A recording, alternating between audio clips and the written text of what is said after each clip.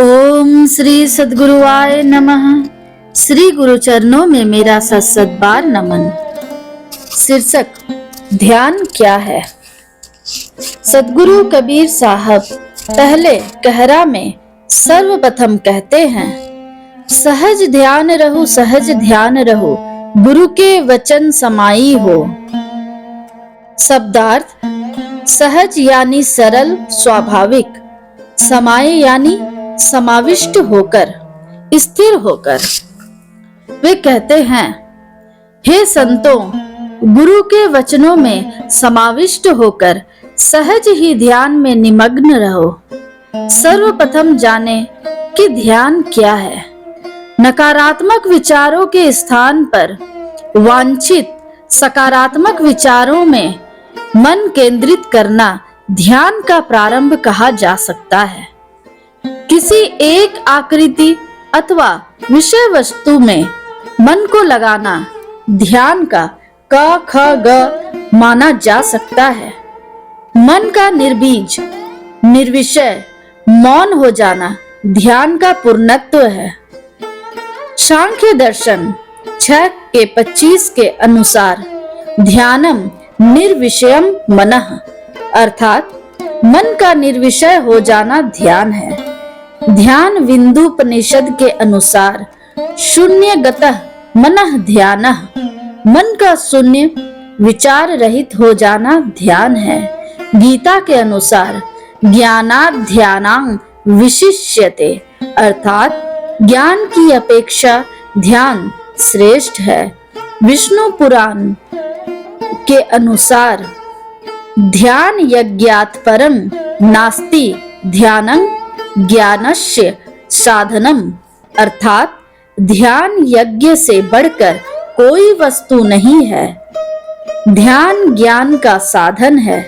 नारद पुराण में कहा गया है, ध्यानात् पापानि नश्यन्ति ध्यानान् मोक्षम च विन्दति, अर्थात ध्यान से पाप नष्ट होते हैं और ध्यान से साधक मोक्ष को प्राप्त करते हैं।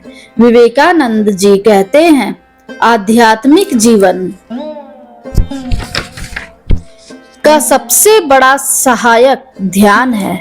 ध्यान के द्वारा हम भौतिक भावनाओं से अपने आप को स्वतंत्र कर लेते हैं और अपने ईश्वरीय स्वरूप का अनुभव करने लगते हैं। जब मन निर्विचार हो जाता है, कोई संकल्प विकल्प नहीं होता है, उस समय मन का संसार खो जाता है और केवल साक्षी की स्थिति होती है। चेतन तत्व साक्षी रूप से अपने आप ही अनुभव करता है। सद्गुरु कबीर साहब बीजक रमैनी साखी 6 में कहते हैं, सुन्न सहज मन सुमरते, प्रकट भई एक ज्योति, ताही पुरुष की हौ बलिहारी, निरालंब जो होती, अर्थात सहज शून्य मन से परमात्मा की सुमिरन ध्यान करने पर एक परमात्मा बोध की ज्योति प्रकट हो जाती है। सद्गुरु कबीर साहब कहते हैं, मैं उस पुरुष को धन्यवाद देता हूँ जो मन, बुद्धि, इंद्रिय, अहंकार, शरीर, संसार, देवा देवी आदि प्रकृति के समस्त अवलंबों को त्याग कर निरालंब होता है। निरालंब हो जाने मन की सभी पकड़ को छोड़ देने का अभ्यास करना चाहिए। तब विचारों के बादल स्नेह स्नेह हटते हटते सहज ही साक्षित्व का सूर्योदय हो जाता है। महात्मा बुद्ध के द्वारा इसी की प्राप्ति हेतु क्रमानुसार शरीर, श्वास एवं मन का होश पूर्वक साक्षी होने का साधन कायानुपश्यन, श्वासानुपश्यना एवं चित्तानुपश्यना के नाम से बतलाया गया है। इसी को श्री कृष्ण ने स्थित प्रज्ञ की स्थिति कहा है। ध्यान के समय में सहज ध्यान में रहो, साक्षी में स्थित हो जाओ, कुछ न करो, ना कुछ सोचो, ना कुछ देखो, ना कुछ सुनो, ना कुछ करो, ना कुछ बोलो, ना कुछ अनुभव करो, बस साक्षी रूप में स्थित हो जाओ। यह ध्यान मग्न हो जाने के समय की स्थिति है, परंतु इस निर्विचारिता यानी मन की मौनता में केवल ध्यानाभ्यास काल में कुछ समय के लिए ही रहा जा सकता है।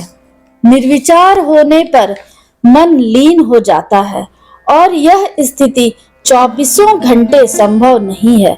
इसलिए सद्गुरु कबीर साहब ने व्यवहार काल के लिए उन्मन मतलब उदासीन अवस्था की बात कही है। व्यवहार काल में भी साधक सदैव अपने मन का पारखी बना रहे, वह सभी विचारों का दृष्टा रहे, मलिन विचारों में बहे नहीं और निर्मल विचारों का अहंकार नहीं करे। हर पल अपने आत्म स्वरूप में रमण करना यही व्यवहार काल की सहज समाधि है। आत्मा परमात्मा में रमण करते हुए व्यवहार हो, इसे उन्मन ध्यान अथवा व्यवहार काल का ध्यान कहा जाता है। व्यवहार काल में कर्तव्यों को असंगता पूर्वक, अनासक्ति पूर्वक, अलिप्तता पूर्वक, अकर्ता भाव से निष्कामता पूर्वक करना यही ध्यान की ही कड़ी है। सहज ध्यान प्रथम कहरा की प्रथम पंक्ति के प्रारंभ में ही सद्गुरु कबीर साहब कह रहे हैं, सहज ध्यान रहो, सहज ध्यान रहो, सहज ही ध्यान में मग्न रहो। सद्गुरु कबीर साहब एक पद है, संतो सहज समाधि भली है, अर्थात हे संतों, सहज ही समाधि रहना उत्तम है। जब सहज ध्यान परिपक्व, स्थिर और टिकाऊ हो जाता है, तब उसे सहज समाधि कहा जाता है। सहज ध्यान का तात्पर्य होता है स्वाभाविक ध्यान, बिना किसी कृत्रिम आधार के ध्यानरत रहना सहज ध्यान है। कोई आकार अथवा अवलंब को लेकर ध्यान किया जाए तो वह असहज होगा। जैसे एक सहज सुंदरता होती है और एक मेकअप की सुंदरता होती है। मेकअप की सुंदरता असहज है, कृत्रिम है और स्वाभाविक साफ सुथरा रहते हुए शील सदाचार पूर्ण जीवन जीने में जो सौंदर्य निखरता है वह स्वाभाविक सौंदर्य है। उसी तरह किसी कृत्रिम आधार को लेकर मन को टिकाना असहज है। प्रारंभ में किसी स्थूल आकार आदि में मन को लगाया जा सकता है अथवा किसी दीपक की लौ में टकटकी लगाकर बाह्य त्राटक करना, अथवा कहीं कमरे में हो तो दीवार में एक छोटी सी बिंदी बनाकर उसमें त्राटक कर मन को टिकाने का प्रयत्न करना, ये सब उत्तम है, पर यह असहज ध्यान है, यानी कृत्रिम ध्यान है। सहज ध्यान में कृत्रिम को आधार नहीं बनाया जाता। जीवन काल में सबसे सहज श्वास है। आप अनुभव करें, जब आप श्वासों को देखने लग जाते हैं, श्वास लिया छोड़ा, श्वास लिया छोड़ा, श्वास को देखते देखते मन के विचार ठहरने लग जाते हैं। सहज ध्यान की प्रारंभिक प्रक्रिया है श्वासों का प्रेक्षण, तदुपरांत आता है मन का प्रेक्षण। आप ध्यान में बैठते हैं, ध्यान मन पर केंद्रित हो, मन में सूक्ष्म से सूक्ष्म उर्मी भी उठती हो तो आप आपके दृष्टि पथ से होकर ही गुजरे, उसमें आप मूर्छित होकर न बह जाएं, इसकी सावधानी रहे। मलिन तामसी विचारों में तो आप न ही बहें, सात्विक विचारों के भी साक्षी हों। सात्विक विचारों में भी कर्तापन का अभिमान ना हो।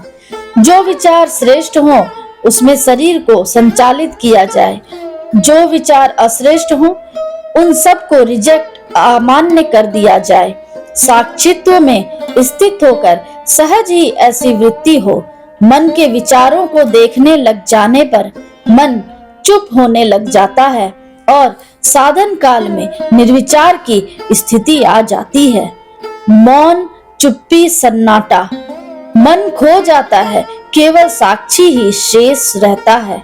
इसे सहज ध्यान का प्रतिफल यानी सहज समाधि कहते हैं। इसलिए कहा जाता है ध्यान का तात्पर्य ही है कुछ न करना। एक राजा एक ऋषि के आश्रम में घूमने के लिए पहुंचा। गुरु ने एक शिष्य को साथ लगा दिया कि राजा को पूरा आश्रम घुमा दो। राजा जिधर घूमता शिष्य बताता जाता, यहाँ पर संतों के लिए भोजन बनता है, यहाँ संत लोग स्नान करते हैं, यहाँ संत लोग कपड़े धोते हैं, यह संत लोगों का भंडार कक्ष है, आदि आदि। एक खाली कक्ष था, उसे इंगित करके राजा बार बार पूछता यहाँ क्या किया जाता है, परंतु शिष्य कुछ न बताकर कहता आगे देखिए, वह जो डोरी टंगी हुई है उसमें संत लोग अपने वस्त्र सुखाते हैं। वह स्थान देखिए, वहाँ संत लोग भोजन ग्रहण करते हैं। इस कक्ष को देखिए, यहाँ भजन का अभ्यास किया जाता है, आदि आदि। अंततः राजा चिल्ला उठा, उस सूने से कक्ष में जहाँ सन्नाटा छाया हुआ है वहाँ क्या होता है?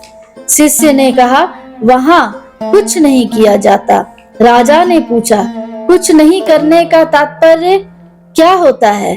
शिष्य ने कहा कुछ नहीं करने का तात्पर्य ध्यान होता है। कोई सोच विचार नहीं, केवल अपने आप में स्थित हुआ जाता है।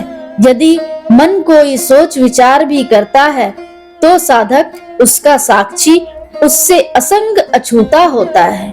सद्गुरु कबीर साहब यहाँ ध्यान में रहने का उपदेश कर रहे हैं। व्यवहार काल में भी सहज ध्यान में रहो।